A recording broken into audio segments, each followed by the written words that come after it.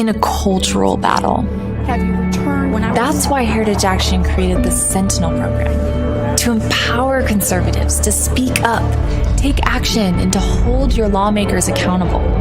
And when Sentinels speak, Congress listens. Together, we're going to hold the line and advance conservatism for generations to come.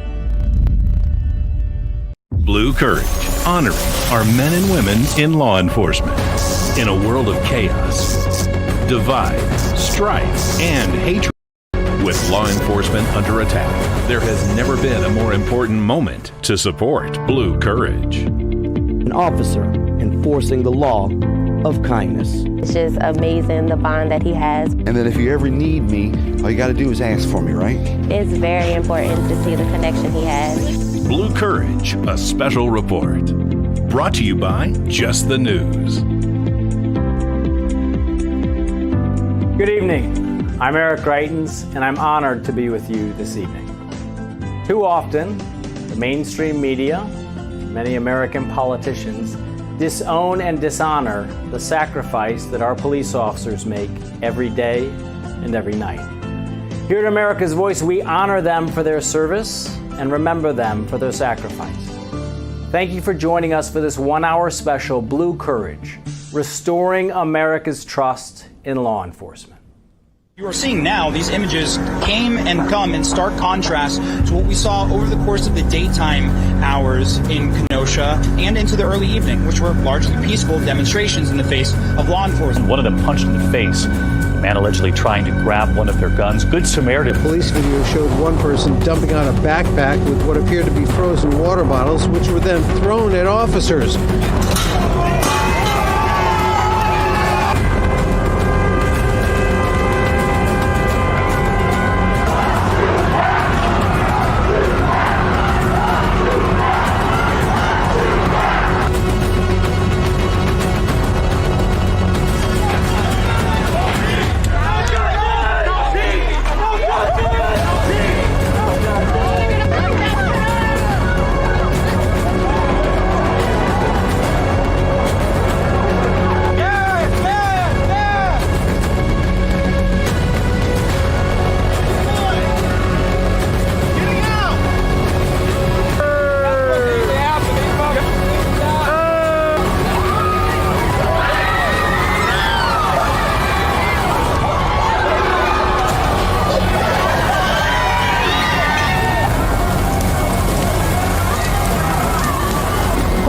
Just confirmed within the hour that the critically ill St. Louis City police officer has died.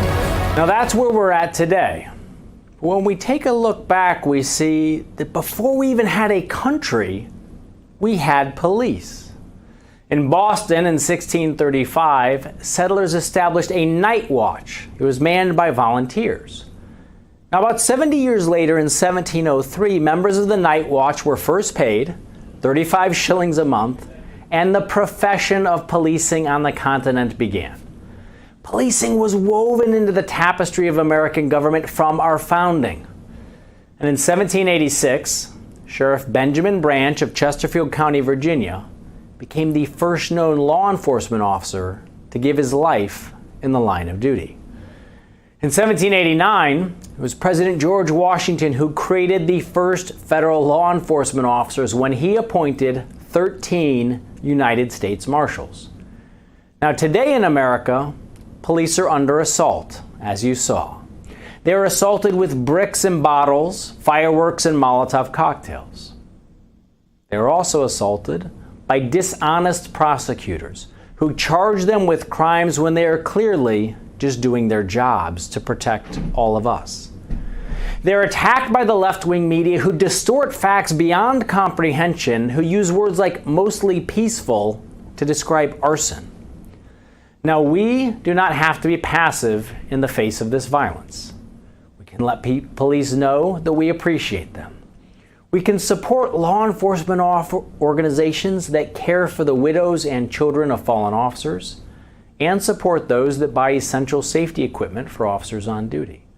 You can put a thin blue line sticker on your car, a sign in your yard. These seem like small things, but remember this. The left works by fear and intimidation. When we take action, we build courage. And tonight, we'll be talking about other positive and powerful steps that we can take together. The anarchists, the leftists, the rioters, looters, criminals, and assaulters are only a small portion of society. The good news is there are a lot more of us. We can win with courage, and Americans have always been courageous. Tonight on Blue Courage, we're going to be talking with officers. We're also going to be talking with the widows of slain officers who have made the ultimate sacrifice. We're going to talk with police leaders who are on the front lines and our fellow citizens, and we're going to talk practically about how we got here and how together we can restore trust in law enforcement. These men and women face danger for all of us. We need to have their backs. They wake up, and before they go out to do their jobs, they strap on body armor and put on a sidearm. They step into the night to do dangerous work. And when danger lurks, when the call goes out, they run in as others are running out. Tonight, we're going to talk about how we stand with them, how we have their backs, and how together we can restore trust in law enforcement. It's going to be a great night. Stay right with us. Hello, my name's John Solomon. I'm the editor-in-chief at Just the News, and I want to welcome you to tonight's very special event, the Blue Courage Award, the first ever Blue Courage Award. We want to thank you for your support and for your attention tonight. It is hard to imagine just a few short months ago that we would be having a debate about dishonoring, disarming, and defunding American police officers. How we got to this moment and how we emerge from it will be a very important dialogue in America. That's why we're having tonight's event. Law enforcement is very special to my own family. My father served for 46 years, eventually retiring as a police chief. My brother served for 28 years as a detective. We care about what goes on the front lines of law enforcement on safety and security. We want to keep this dialogue going. In the meantime, we also want to thank tonight's honorees. Their families have made the ultimate sacrifice to make sure that America remains safe. We thank you for the compassion and the courage that you have shown in these difficult times. We hope you enjoyed tonight's show, and we'll get you right back to it. I love him and I miss him very much. I made you die. I love you, Daddy. My daddy was a hero and I'm so proud of him. When I told the girls that their daddy became an angel, it was extremely hard because their daddy was no longer there to tuck them in at night, to be with them every day. There are over 1,000 families that need our help. Tunnel to Towers is honoring those heroes that risked their lives by providing them with mortgage-free homes. It means so much to me as a law enforcement officer who was affected by a tragic loss of my husband to know that if there is a loss in the future, the Tunnel to Towers will provide support for those families. They're not alone. I'd like to ask you to contribute $11 a month to support their efforts. Please visit tunneltotowers.org. Welcome back to Blue Courage, our 1-hour special on restoring America's trust in law enforcement. Since June, many cities across America have become bastions of lawlessness. Murders have increased, as have the number of innocent children shot dead. Looters loot, arsonists burn, people in prayer are assaulted and beaten, and in many cases, criminals are then set loose to do it all again. Some politicians have called for the defunding of your police. In other places, politicians afraid of the mob themselves have become complicit by their silent cowardice. In many cities and states across the country, politicians who've never strapped on a sidearm, who've never stepped into the dark to do dangerous work, are disarming and defunding your police. Since before we had a country, we had police. In 1635, settlers established a night watch. Now, much has changed in the succeeding centuries, of course, but what has remained the same is the simple notion that some of your fellow citizens, motivated by a desire to serve and with the courage to do so, volunteer for a tough profession, and they do so to protect all of us.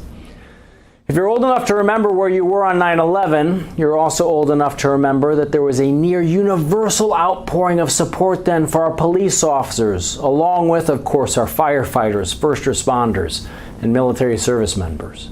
Yet today, less than 2 decades later, it's rare that a week goes by without hearing of yet another assault against, or tragically, a murder of one of our law enforcement officers. How did we get here?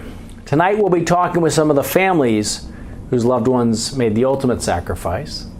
We'll be talking about real solutions, about what you and I and all of us can do. And we'll be talking with some of the country's experts on policing and men and women who've worn the badge. We're joined now by Rob O'Donnell, a former NYPD homicide detective with nearly 30 years of public safety experience. Rob also serves on the board of directors for the Pipe Hitter Foundation. And Cully Stimson, senior legal fellow at the Heritage Foundation. He's one of the nation's leading experts on homeland security and crime control. Gentlemen, thank you both for joining us. Thanks for having me. Thanks for having us. So Rob, let me begin with you. You've been a part, in one way or another, of a lot of terrorist attacks in the United States. You were there, you responded to the 93 World Trade Center bombing, you were part of the response to 9/11. And when you had a terrorist incident at Fort Dix, you were there. You even had your son call you from Pensacola, Florida, a place I'm familiar with. I went to officer candidate school there during an attack. In the past, when people thought about terrorism in the United States, they often thought of it as an attack that was sponsored by a foreign adversary or lone wolves carrying out this kind of terrorist attacks. Now, our police are facing a threat from Antifa. How did the Antifa threat grow? How has this changed? And why is it so important that we're supporting law enforcement to address this new threat? Well, how it grew is the stand down mentality of the cities that it's grown in, where they've allowed them to flourish, where they haven't quashed these Antifa type uprisings, from the start. They've never set that tone that this is not acceptable. So it's grown as acceptable in these cities, and it's spreading nationwide.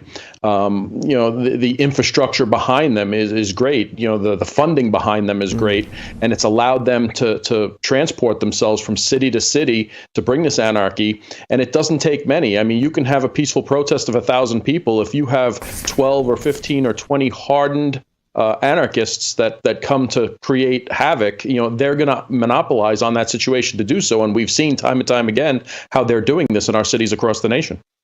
Yeah, and Cully, let me turn to you on that really important point that Rob made. I mean, you've served on the front lines of this as a prosecutor. You've also have a perspective from having served in the Department of Defense, in the Pentagon. One of the things that we've seen is that we've had a lot of prosecutors who, when police officers bring in criminals with evidence, people who've been committing arson, who've been looting, who've been rioting, you've had a lot of prosecutors who've turned around and then sent folks right back out onto the streets. Talk with us a little bit about what that does and the role of prosecutors in supporting our law enforcement officers. Yeah, so the prosecutor occupies a unique position in the entire criminal justice system. They are the gatekeepers to the courtroom. So if police do their job, which some mayors in these liberal cities are not even allowing the police to do their jobs, arrest people and have probable cause to arrest them and bring a good case to a prosecutor, some of these rogue prosecutors, or what they call progressive prosecutor offices, have non-prosecution memos, where entire classes of crimes are off the menu. Rachel Rollins, the Boston elected rogue prosecutor, has 15 particular crimes: wanton malicious destruction of property, possession with intent to distribute, breaking and entering, and all sorts of other crimes. So does Larry Krasner in Philadelphia. So does the rogue prosecutor in Portland, Oregon. The list goes on and on. So they're line deputies, they're line prosecutors who are supposed to follow the law, simply are not allowed to charge them. So they're essentially, Eric, usurping the power of the legislature. They're violating the separation of powers by not enforcing the law as written. They're not faithfully executing the law. And so those charges just don't get filed. And these thugs and criminal elements can just go right back out on the street with impunity.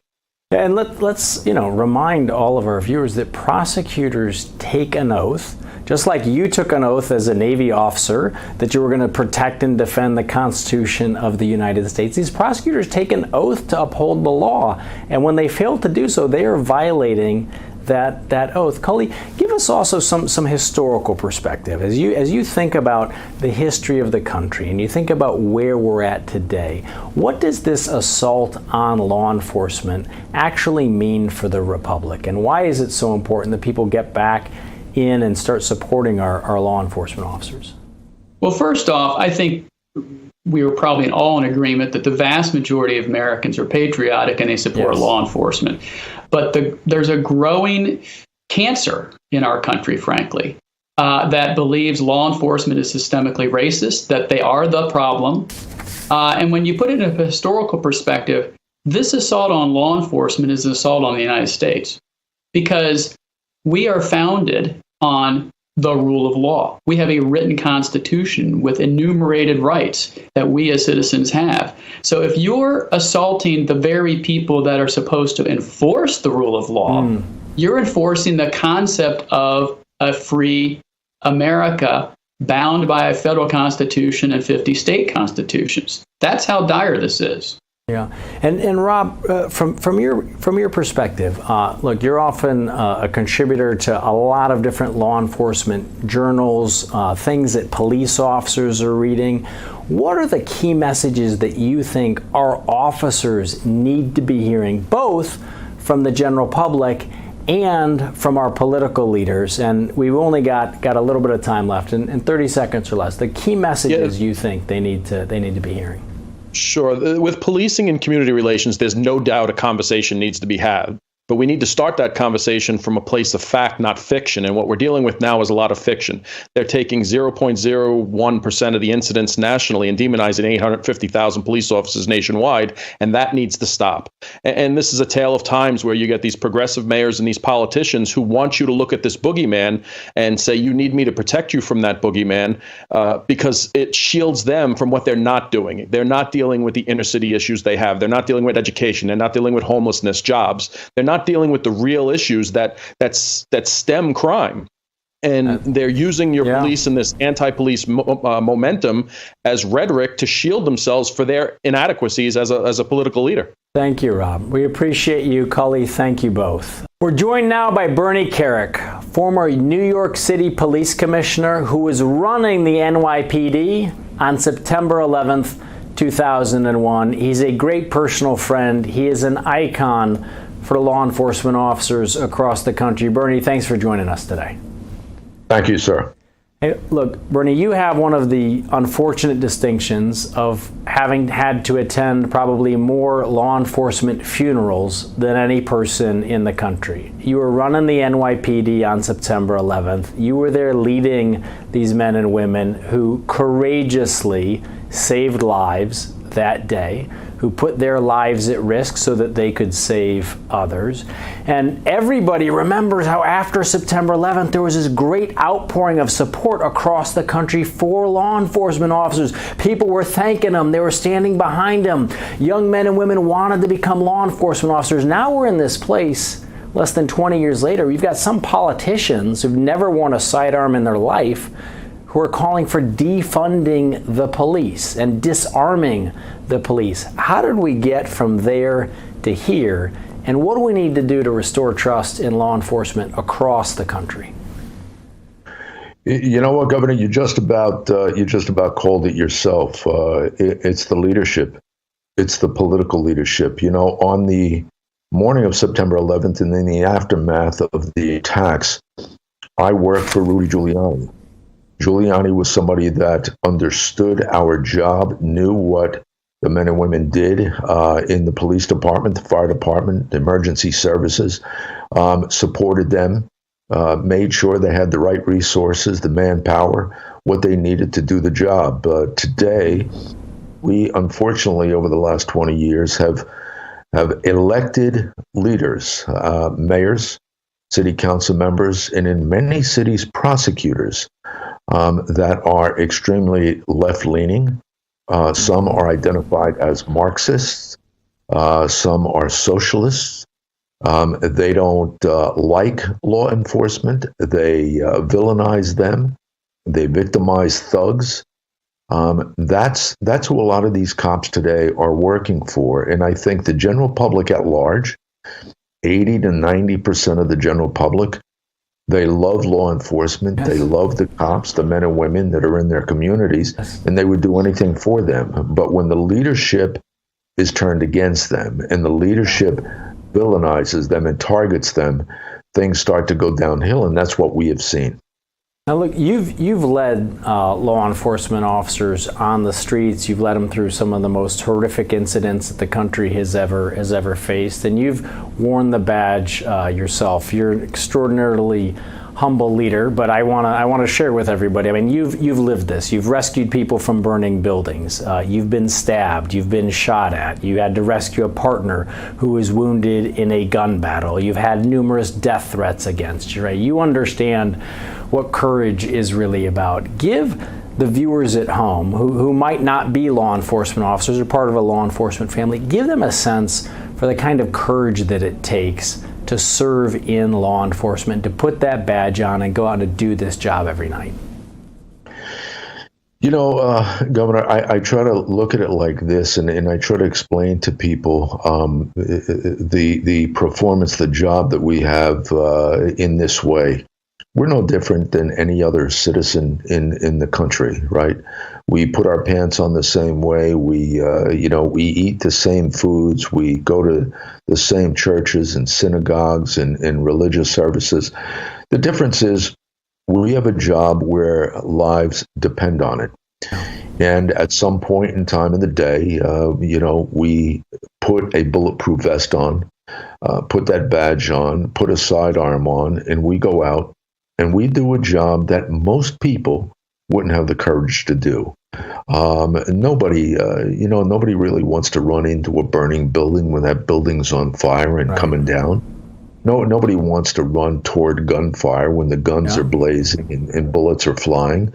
It's sort of like the military, right? They go out and they do a job that a lot of people, they just wouldn't have the courage to do. So men and women in law enforcement, they go out, they do that job, and they pray. They pray that at the end of their 8-hour tour, they're going to go home to be with their families, with their wives, their kids, their husbands. And unfortunately, sometimes that doesn't happen. And on the morning of September 11th, I lost 23 cops. We lost 37 Port Authority police officers. We lost 343 firefighters. And we've lost dozens, hundreds since as a result of cancer. Nobody thought that they were going to work that day and they wouldn't go home. Mm-hmm. That's the risk we take. That's the life we have. And I think a lot of times it goes underappreciated, underpaid, but they're still out there. They're still doing the job.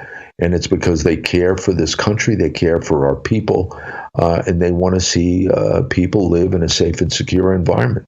Well, sir, we appreciate your service to this country at a time when we all needed it. The country was really standing on your shoulders, and you've continued ever since to continue to serve on the front lines and to be an advocate for law enforcement. Folks, that's Bernie Kerik, NYPD Commissioner, Great American. Thank you so much, Commissioner.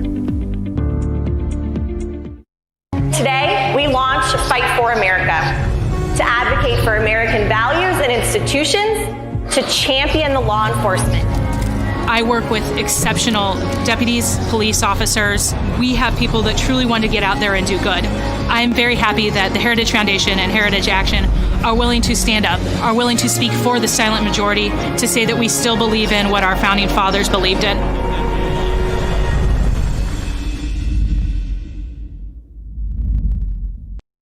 It's finally here. Download the Real America's Voice app now. The Real America's Voice new app gives you free, exclusive content, including your favorite shows, both live and on demand, along with today's top story. Don't just watch. Download now and make a difference. Text APP to 888-111 to download the Real America's Voice app. It is now an honor to bring into your homes two incredibly courageous women, Ann Dorn and Alexis Bohannon. Many of you are familiar with Ann's story.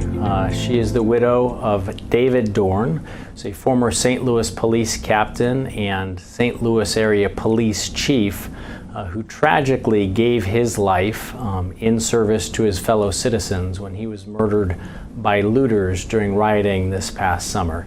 And Alexis Bohannon is the widow of slain police officer Bo Bohannon, who gave his life responding to danger to a call of shots fired in St. Louis just weeks ago. Ann and Alexis, we're honored to have both of you with us tonight. Thank you very much for being on with us. Thanks, sir. So Ann, let me begin with you. Your families have made the ultimate sacrifice. What is your message to all of the families who are watching this show right now about how they can support not just our law enforcement officers, but also law enforcement families around the country during this difficult time? Eric, I mean, in this day and age, what we need is them to just acknowledge and say thanks for not just for the sacrifices, but for the everyday work that officers do, first responders do every day. They put their life on the line.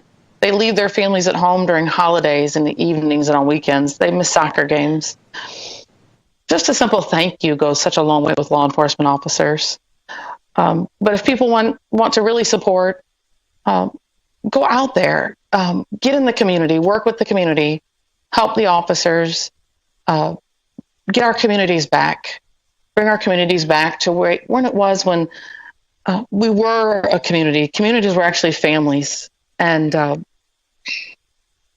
we helped raise each other's children. We could play in the streets. There was things going on, picnics or just events that happen in our neighborhoods. And then officers always came by and stopped and met everybody, and they played with the kids, and just getting back to being friendly again. But I mean, if they want to give something, I mean, always Backstoppers, Crime Stoppers, anything that supports law enforcement or first responders, the Heroes Network. I mean, there's so many activities out there, so many events that help first responders, their families, injured officers.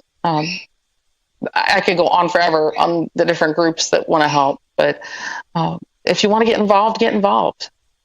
Well, I know we do have a lot of families that do want to get involved.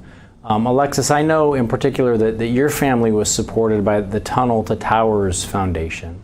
Tell us what it was like when you and your children tragically lost Bo and his tremendous and courageous service. You had, I remember when we were last talking, you were telling me about all the people who've come around to support you. Yeah. What did that mean to you? I mean, prior to all of this happening, I'd heard of organizations before, but Tunnel to Towers was one that I had not. And so just seeing the outpouring of love that the community shared and that organizations were willing and able to step up to help us was a tremendous, I felt gratitude. I felt humble. I felt obviously emotional, given the circumstances, but just the fact that there was an organization willing to step up and help us, just paying off that mortgage alone. Like, officers don't really make much. And, we were a family of 5. We had 3 kids. So, we were making it every penny count already anyway. So just having one less debt to worry about was a huge weight off my shoulders to have to worry about. We know that there are families around the country that want to continue to support you and families like yours. And you've had a front row seat to understanding what it means for families who are serving on the front lines. There's so much misinformation in the mainstream media about police officers, about what law enforcement families go through. What's the number one thing that you wish your fellow citizens knew right now about what police officers do every day?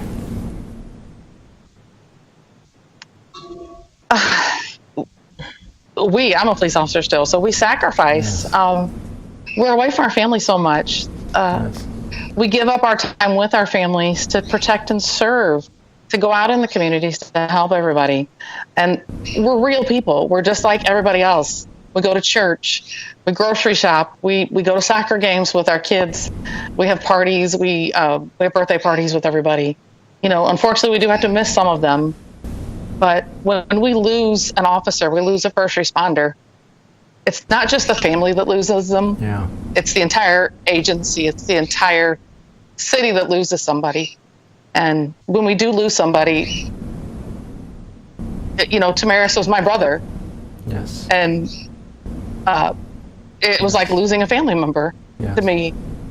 So they have to understand when we do lose somebody like that, that the whole entire police department as a whole, the whole first responder network, we all mourn that loss when it happens. And, you know, but we still carry out our job every single day, no matter what. I mean, within moments of Bohannon being murdered and my husband being murdered, officers still had to carry on with their job. Yes. No matter what, we still can answer the call. So if people just remember that, we're all human. We just choose to serve our communities. Well, we will remember, and part of what we want to do on this program is to make sure that we're honoring the memories of David and Bo. There's that great line that we remember people not just by stone monuments, but for what they've woven into the lives of others. We thank both of them for their service and sacrifice. Remember them. We thank you. And you know, folks, there are over 200,000 Americans who've signed on to Heritage Action for America's Police Pledge. It's a pledge made for you and for your fellow citizens, for citizens who oppose the calls to defund our police. So visit heritageaction.com/police pledge to sign on. Again, that's heritageaction.com/police pledge. Sign on and do your part to support families like the Dorn and Bohannon family who've made the ultimate sacrifice. We can all do our part. Last month, a new organization was founded by a former White House aide to galvanize support for President Trump and his law and order agenda among one key demographic, moms. The group, Moms for Safe Neighborhoods, is investing $3 million in an ad campaign targeting suburban moms. Now, they recently started airing this 30-second spot on networks and shows that appeal to suburban women. Let's take a look. Lights out. Riots in the streets again tonight. Police here are outnumbered. The Democrat Congress and President Biden have made massive cuts to police. Protesters now have entered a residential neighborhood. Mom, what's that? They'll defund police. Stop! They'll disarm you. No! Don't let this nightmare come true. Moms for Safe Neighborhoods is responsible for the content of this advertising. We're joined now by Jessica Anderson, the Executive Director of Heritage Action for America. Jessica founded and currently runs Moms for Safe Neighborhoods, and she does so in her personal time. Jessica, it's really great to have you join us. Let me begin by asking simply, why did you start Moms for Safe Neighborhoods? Well, thanks for having me today. It's great to be on with you. Moms for Safe Neighborhoods is first and foremost a grassroots movement of moms just like me and moms everywhere that want to see the issue of safety and security resonate at the ballot box this November. So we formed this super PAC to run this ad campaign nationally to tell the story of what a Biden presidency could potentially do to our neighborhoods, defunding the police, disarming moms, and what sort of nightmare scenario can come from this. And what have you found, Jessica, as you've been out both airing this ad and then also talking with moms around the country? What are the real issues that are resonating for them as they think about casting their ballot in just a couple of weeks? Well, it's really interesting because moms are multifaceted voters, just like, really all women are. Of course, we care about the economy, we care about healthcare, schools, but at the end of the day, you really can't care about those other issues if you don't feel safe and secure in your own home and in your own neighborhood, and in particular with your children. So when we talk to suburban women and other mothers across the country, we realize that the message of safety and security is really the most primordial of any of the messaging. It resonates the most because it's the top of all of our minds. We worry about our children, we worry about their safety, and we want to see that protected from the police. So Moms is trying to gather us all together, have a show of force to support the police, support law enforcement, and really push back against this larger movement from the left that's going on right now to defund the police. Yeah, we've seen a lot of politicians calling for defunding the police. Some of them are calling on disarming the police, disarming their fellow citizens. And you have seen across the country like repeated instances where looters have been let loose back onto the streets after being arrested. Arsonists who are allowed to kind of roam freely, riots that are happening in the streets, assaults against people engaged in prayer. How much do you think that coverage of this by the mainstream media, which often has a tilt on it, has a slant to it, how much do you think is really getting through to moms where they're saying to you, you know what, I'm concerned about this for my neighborhood? Well, I don't think the media is doing a very good job of telling that story. And frankly, that's why we formed Moms for Safe Neighborhoods, so we could actually get that story out there. I mean, the violence over this late spring and throughout the summer was, really just reported whenever it reached a peak, or it was something like the ambush of the police officers in Los Angeles a few weekends ago.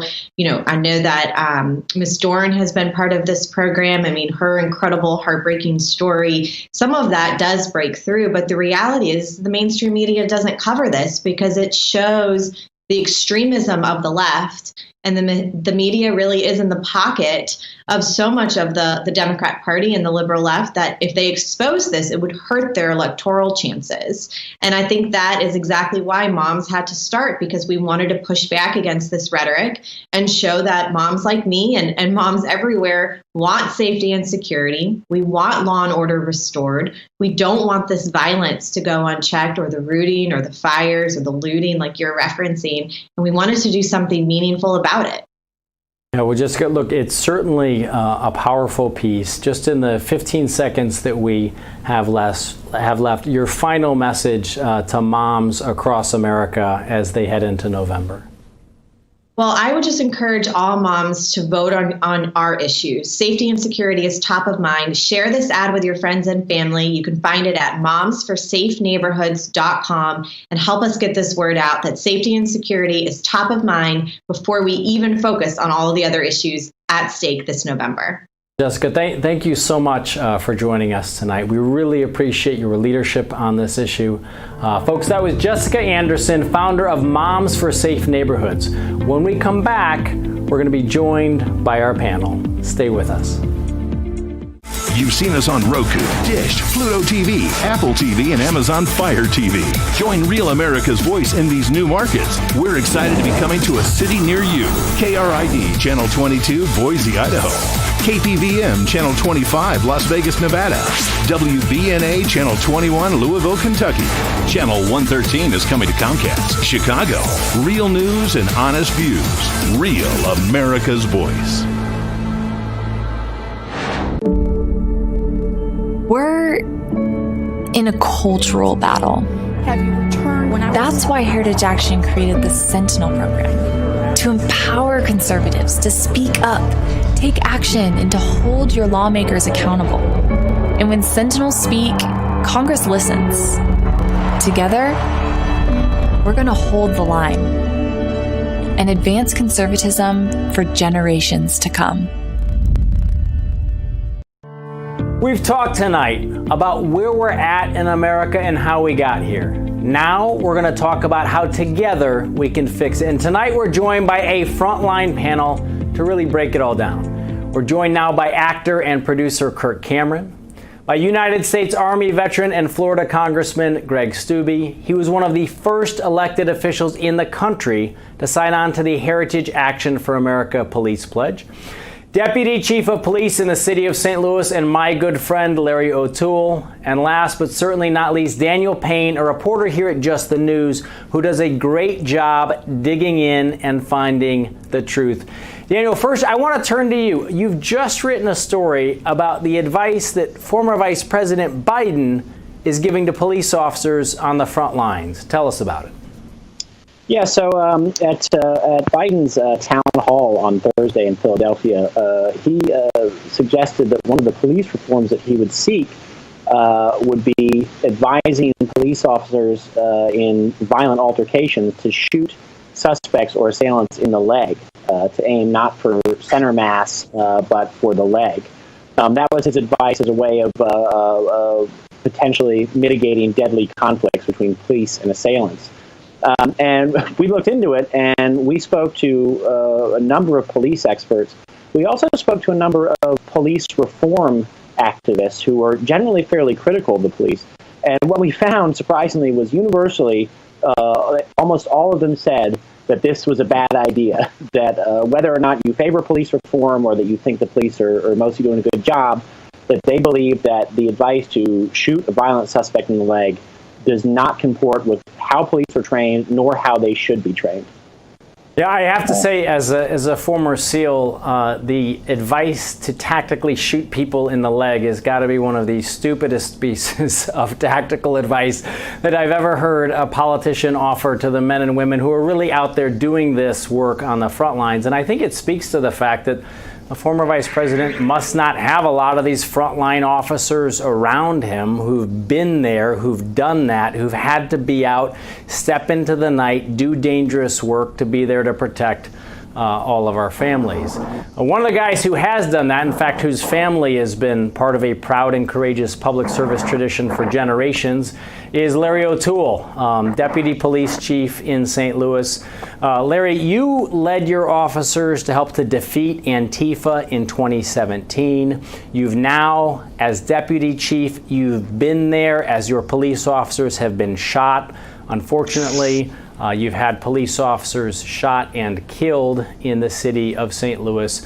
Your men and women are out there sacrificing every single day, and yet they are also under attack not only on the streets by people who are throwing Molotov cocktails at them and shooting fireworks at them, they're also under attack by George Soros-funded prosecutors in your own city. Tonight we're talking about solutions, though. What can the average citizen do that's most meaningful to support you and your officers on the street today? Well, thanks for having me. I would tell you that, well, in St. Louis, as you mentioned, since June 1st, we've had 9 officers shot. We've had an officer, Damaris Heron, was killed on August 30th. And, of course, we had retired Captain David Dorn was killed June 1st in looting. So our officers have been through a lot. I would tell you, to the citizens, we need them to get involved. We need them to be witnesses, give us the information we need to do our jobs. And we need them to do their own homework to get the facts, because what's really hurting us, I believe, is the false narrative that comes out.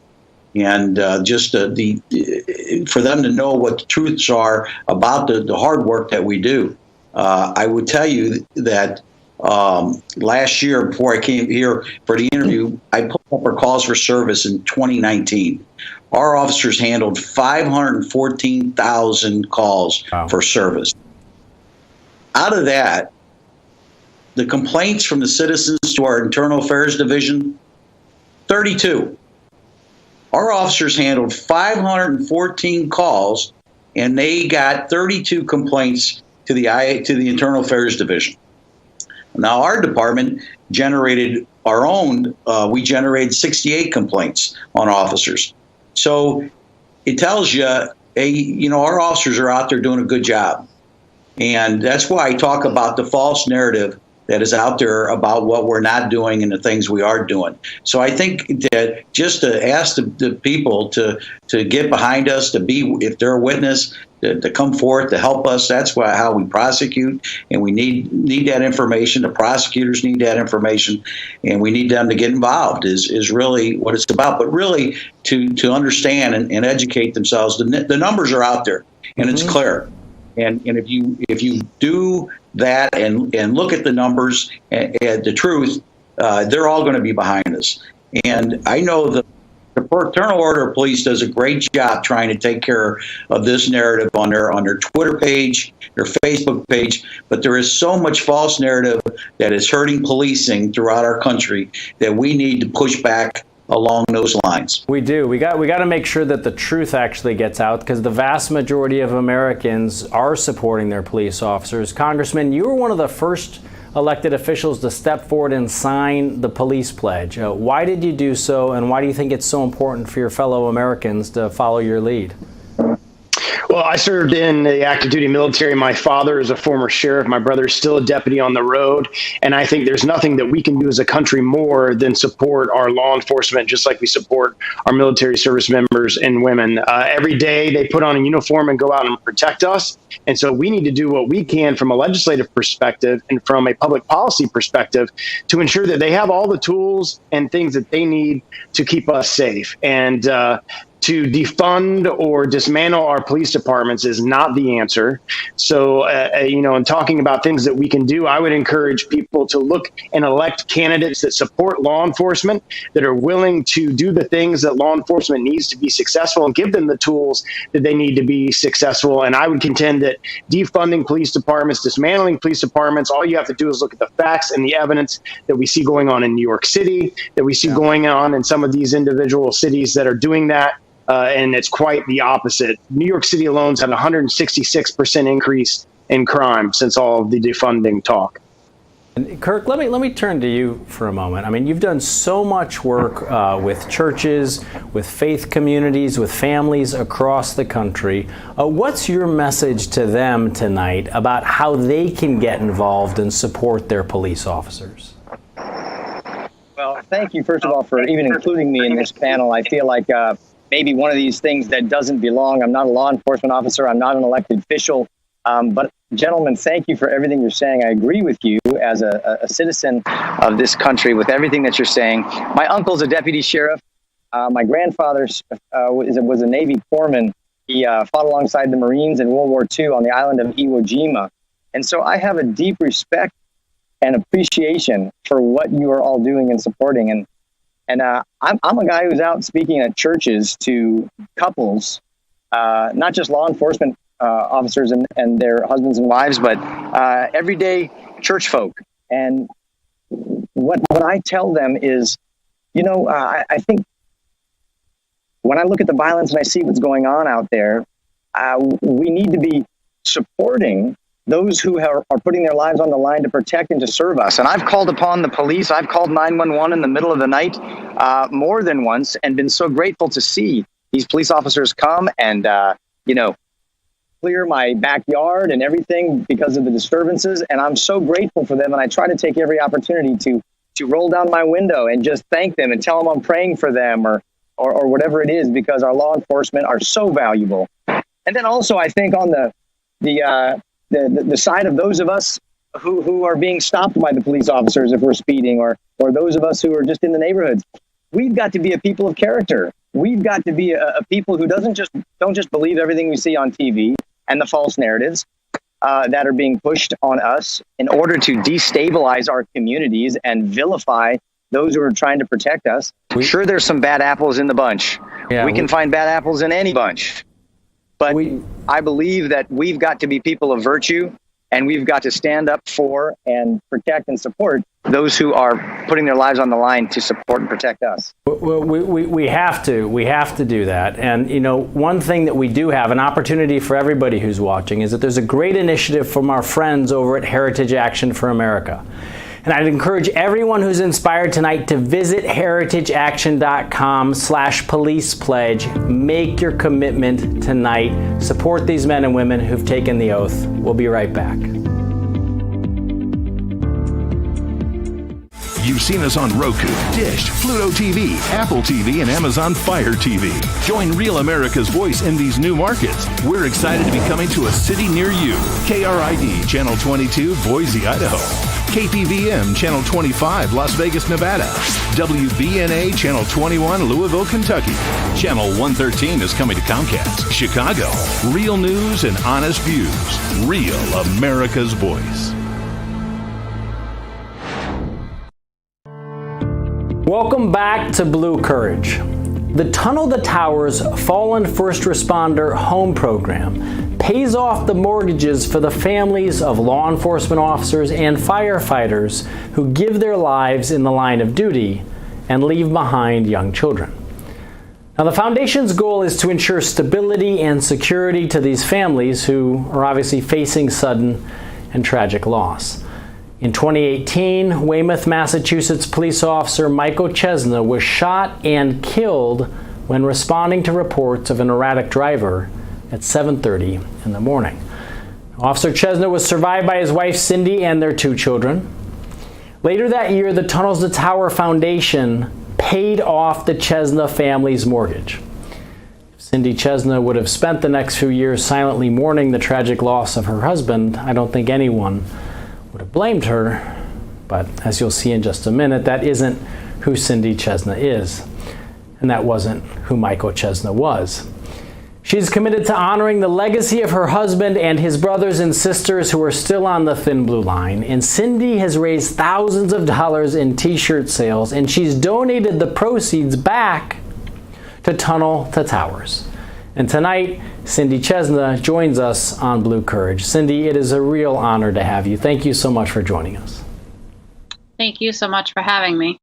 Cindy, tell us about what it meant for you facing this tragic loss when you had people like the Tunnel to Towers Foundation and others come around to support you. It was absolutely unbelievable. I wouldn't have been able to do anything without it. I would have had to work to pay my mortgage so that my kids and I could live in the house that my husband and I had our family in, and I wouldn't have had any time to spend with them because I would have been working to try to keep our home. And Cindy, when you see today so much of the anti-police rhetoric, and you have lived more and sacrificed more, and your family has more than anyone could ever ask in the cause of law enforcement, how does that make you feel, and what do you think about the direction that the country is headed? It hurts. It hurts to see all the police being vilified for their profession. They put their uniform on every day to protect the lives of others. These men and women, they get up every single day to put the uniform on, and I think what we recognize here is that every single person who puts that uniform on, they have a family. They have parents, they have children, they have spouses, they have brothers and sisters who are home waiting for them to come home at the end of every shift. What's your message to your fellow Americans right now about the profession of law enforcement? Just to be kind and respect the police. There may be some that people don't like, but there are a lot of good ones out there, and they're there to help you. They're not there to hurt you. They're here to help you. Cindy, you are an extraordinary example of courage, and I want to tell you that for the first time ever, Just the News is presenting the Blue Courage Award. We're doing so to an individual who's gone above and beyond the call of duty, and we recognize that call of duty can take many forms. The award is made possible thanks to the sponsorship of the Tunnel to Towers Foundation. And Cindy, I'm honored to present the inaugural Blue Courage Award to you, to Cindy Chesna, and to your family for your incredible dedication to the service of others. Thank you so much. It means so much to my family and I. Well, Cindy, it means so much to us and to the country, the work that you've done. And I'm told, Cindy, that your work has actually made possible another donation. The family of slain Hot Springs, Arkansas police officer First Class Brent Scrimshire is never going to have to make another mortgage payment on their home. Tunnel to Towers Foundation Chairman and CEO Frank Siller and Tunnel to Towers Ambassador Cindy Chesna, who's joining us now, they've announced that the foundation has paid that family's mortgage in full. Officer Scrimshire was shot and killed in the line of duty on March 10th. He left behind his wife Rachel and their 2 children, their son Wyatt and daughter Riverlyn. Cindy helped to make this gift possible with a donation of over $19,000 that she raised from t-shirt sales to honor her late husband, who was shot and killed in the line of duty in 2018. So she's been paying it forward. And so just as Tunnels to Tower paid off the Chesna's family mortgage, Cindy has now turned around to do that for another family. Cindy, we are honored to have you join us tonight. Thank you so much, and know that our thoughts and prayers continue to be with you and your family. Thank you. Thank you for having me. I'm honored to be on with you guys and to send my message out and to honor another family. God bless you for the work that you continue to do, Cindy. Thank you so much. Thank you. Officer Chesna lost his life responding to reports of a suspicious person. Officer Scrimshire was shot and killed during a traffic stop. Every day, these heroes put themselves in harm's way to keep us safe on the roads and in our communities. We believe that we need to take care of the families these heroes leave behind on those tragic days when they do not come home. Please help us in our efforts to provide these families mortgage-free homes by going to T2T.org. That's T2T.org. And join us by donating $11 a month so that the hundreds of families waiting for homes can get the help that they deserve. This is a country that was built by courage and hope. If we have any hope to restore peace, we must never forget the service of men and women in police departments and sheriff's offices all across this country. So tonight and every night on Real America's Voice, we remember and we honor the stories of courage and heroism by American heroes. We're in a tough time, but we've been through tough times before. This is a country held together by courage, and here we honor it. God bless you. God bless the men and women in law enforcement. And God bless America. Good night. Blue Courage, honoring our men and women in law enforcement. My mom was the most amazing person in my life. I would definitely consider my mom as a hero. I love and miss my mom very much. The worst day of my life was the day that my mother was murdered on July 5th, 2017. That same night in the hospital, when my brother and sister asked me who was going to take care of them after I had to break the horribly tragic news that our mother had been murdered, I said, I will take care of you. There are over 1,000 families that need our help. Tunnel to Towers is honoring those heroes that risk their lives by providing them with mortgage-free homes. First responders are human too.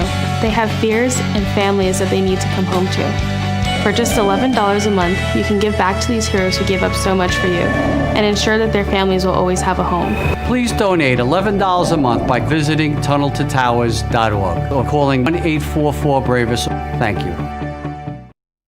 Today, we launch Fight for America to advocate for American values and institutions, to champion the law enforcement.